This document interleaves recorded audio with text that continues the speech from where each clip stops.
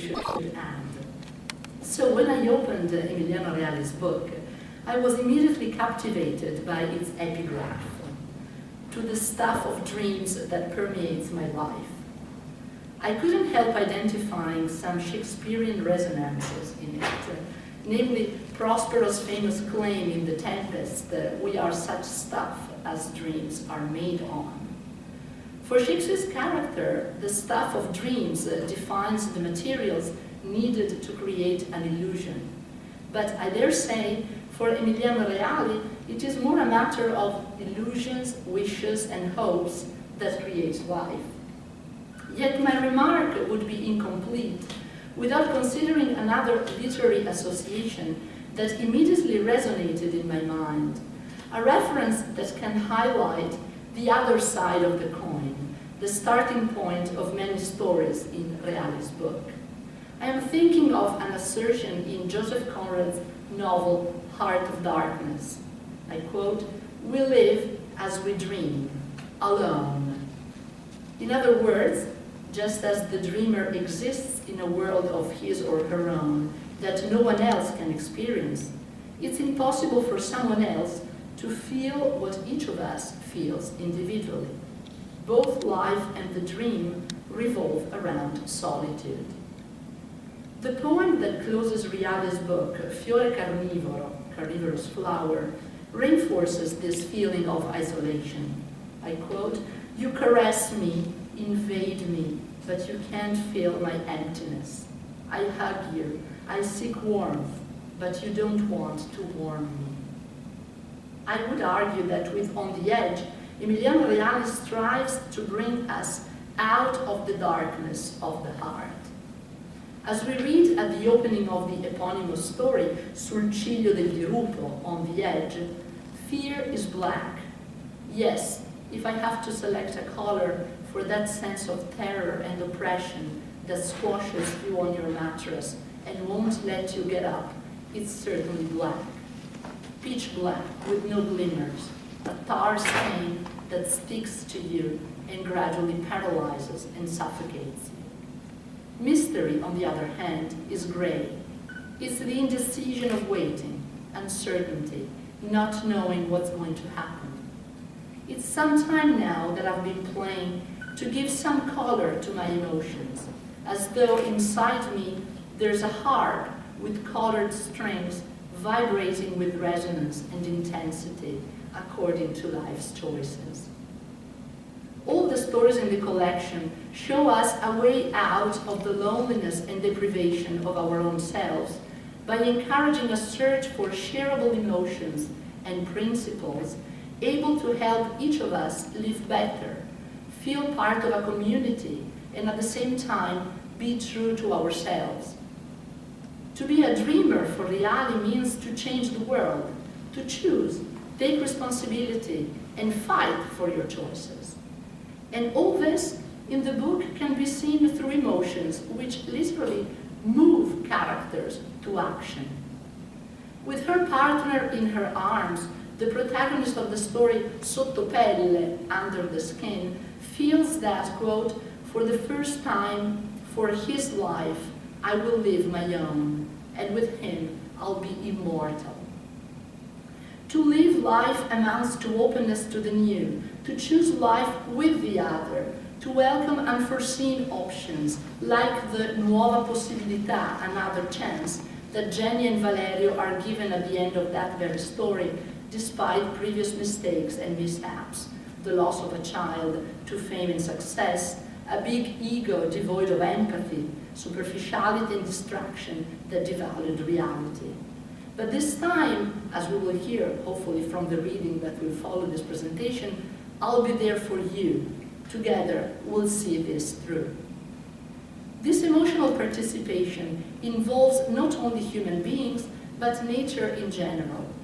As we can see in La Grande Quercia, the Great Oak, this pervasive sense of communion that the writer strives to instill into his reality is, not only metaphorically but materially, lifeblood as lympha vitale, the sap that in the vegetable world of the story is provided by the tree, the interlocutor, refuge, and, I would say, even alter ego of the protagonist.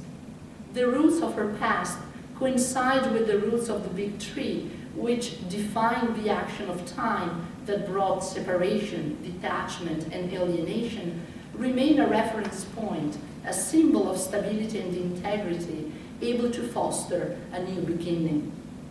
Here I am in front of you, great oak. I have come to tell you the nightmares I keep inside me, of my uprooted childhood, of the solitude of my heart. I am almost afraid to approach you. I want to embrace you, but if I do, what will happen? I don't know, but I can't avoid it. Great oak, stand still and embrace me as you used to. I'm coming, here I am. Once more we're together. I feel your sap rising. Your energy penetrates me. Such moments are indescribable. Thank you, great oak, for giving me back my past. Now I'm ready to face the future. Although in different ways, all of Emiliano Reali's characters are marked by borders, limits, margins, be they physical, emotional, or psychological, which the book title brings to the foreground. It has been rendered as On the Edge in English, yet the Italian original highlights this liminal condition even more. Sul ciglio del dirupo, literally on the edge of the cliff, depicts a double margin. It reinforces the sense of precariousness, of risk, of danger, and renders the character's conquests even more significant. Some examples. Claudio, a black child, who in Italy inspires the equation brown skin means foreigner, even though he was born in Rome and feels entirely Italian. The insulting remarks he receives are only mitigated by his ability to score goals in soccer matches, which earns him a certificate of respectability. Susanna and Fanny in Chiedimi Come, Ask Me How, are both at the margins of society, respectively due to a mental disability and to a troubled family history. The 6-year-old Dorian in Cuori Nomadi, Gypsy Hearts, lives in a shanty town on the outskirts of Rome with his mother, who had him as a result of a rape meant to initiate her to prostitution. Edges and frontiers can be bridges towards the other, or blades that truncate connections between self and other, or even cut each of us into different parts, preventing us from feeling or being entirely ourselves. In Reali's book, this experience of self-alienation warns us against the fake comfort coming from the assumption of our own completeness and self-sufficiency. We are invited to question our alleged self-sameness and to debunk the ideology of the other side as a space that does not concern us or that threatens us. I borrow a claim that Claudio Magris made in his article Considerazioni di Frontiera because I think it is appropriate for this collection of stories. Everybody, Magris says, sometimes resides on this side and sometimes on the other side, because each of us, as in a medieval mystery play, is the other. This brings us to the central question of identity, of categories, and of belonging, and to the writer's specific approach to them. In the book, we encounter characters who stand out for their singularity. Reali does not build taxonomies. Rather, he delves into the depth of each subject and brings out her own complexity and uniqueness. He creates stories of our own millennium with heterogeneous subjectivities that reflect a plurality of modes of being and of feeling. These are mainly stories of loss, which, however, the author introduces as premises and occasions for self-reflection, action, and change. We are all on the edge, but I inferred from my reading we should not and cannot sit on the fence. This book illustrates what I propose to call the poetics of the other chance, or to use an image that the author treasures very much, and we saw it also in the video, the poetics of the sunflower. Shallow-rooted and weighed down with many large flower heads, these plants are vulnerable to winds and rain, but as Monica says in Il ciglio del dirupo, they always straighten up, even when the shadows force them to bow their head. It is hence imperative to be sincere towards ourselves, despite the emotional price we often have to pay to reach that lucidity. We all need to find the strength and the courage to change, to revolt against prejudices, against the fear of being labeled and judged. The background of these stories of sacrifice and pain is a pervasive sense of betrayal, of not belonging. The protagonist of the Grande Quercia, La Grande Quercia, the Great Oak, is obsessed by the nightmares that, she declares, I keep inside me, of my uprooted childhood, of the solitude of my heart. She painfully learns that, quote, not everyone is open, not everyone is ready to make friends and welcome you. And here I would say the Italian original is much stronger. It says, non tutti riescono a donarsi e ad accoglierti. And you risk feeling a perennial stranger looking for home. But we can also remember the abandonment of Anna by her partner in Chiedimi Come, Ask Me How, after the diagnosis of her daughter's disability. Or in Cuori Nomadi, the disenchantment of Guido, the man who will ultimately adopt Dorian, but not before being betrayed by his wife, to whom he had donated unconditional love. Or even, we could say, the betrayal of destiny, of life, that rages against Claudio when an artery occlusion compromises his promising career as a soccer player. But beyond these limits, other chances await these characters as soon as they are able to see life under a different light. The message that the book proposes is what Anna understands in the story Chiedimi Come, how wonderful it is to communicate with your heart beyond all obstacles and barriers. This is something that other characters also practice. I am thinking of the reciprocal confessions and empathy between Tommaso and Anna, or the final sharing of emotions between Fanny and Susanna, or Monica's poignant decision when, after taking refuge on the edge of the cliff to disavow her visual disability and reject a world that had caused her much harm, she ultimately accepts Claudio's love. The emphasis on a wide range of feelings aligns this book with the current rediscovery of the ethical element in literature and of the so-called emotional turn in the humanities, part of a return to humanism that the postmodern death of the subject had disqualified. Emiliano Reali conveys his ethical commitment through showing more than with telling. Through his characters in action, he introduces situations and points of view that in real life so far have not always been viable or accepted. The ultimate effect of the plot, though, is not simply acceptance, tolerance, integration, assimilation. These notions, however positive, are not fully satisfactory because they still function against a norm. Acceptance into what? Integration within what? Assimilation to what? The epilogue of Reali's stories transcends hierarchies of differences and rather welcomes diversity to court. One theoretical concept that may be helpful to approach his characters' identities, and ours as well, is that of hybridity, or, as the Caribbean post-colonial critic Edouard Glissant wrote, métissage. We are all the result of ethnic interbreeding. We are all culturally, and I would add, existentially mixed. We are all on the edge, multiple, complex. We constantly jump across the cliff.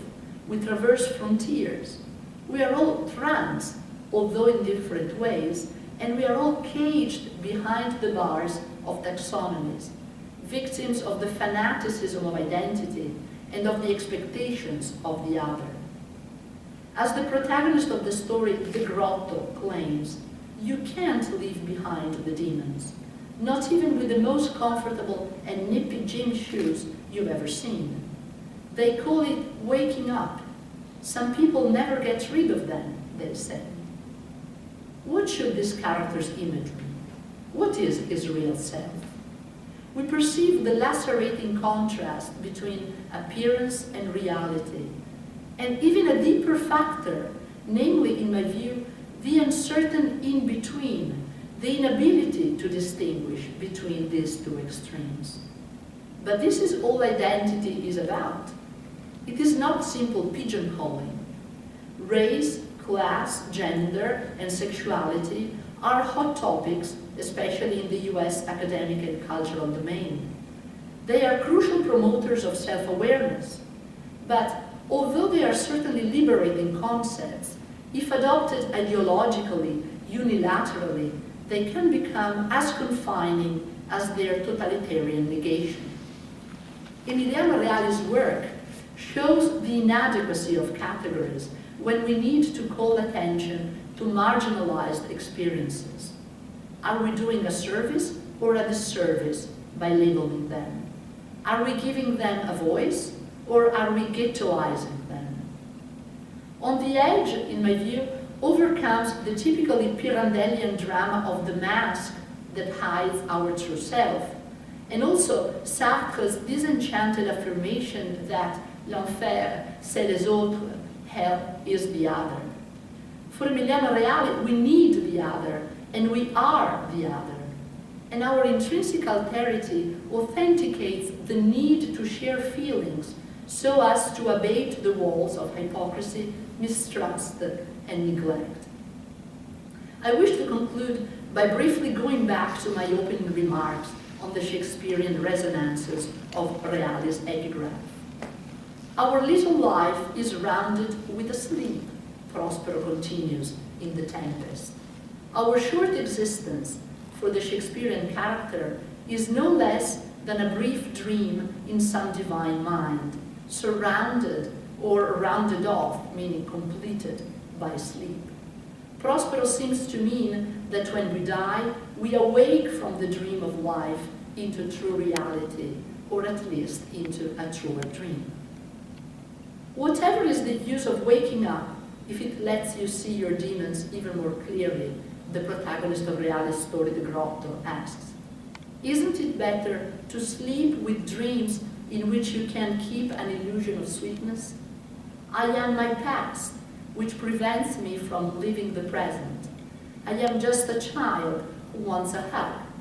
I am an adult, sometimes disillusioned. I am a youth seeking to build my future. The future, our future, in Emiliano Reali's work, can be built only by opening our eyes wide, by looking into ourselves and over the edge, deep into the abyss, outside grottos and platonic caves, with the courage to fight, but with an open heart. Thank you. Thank you.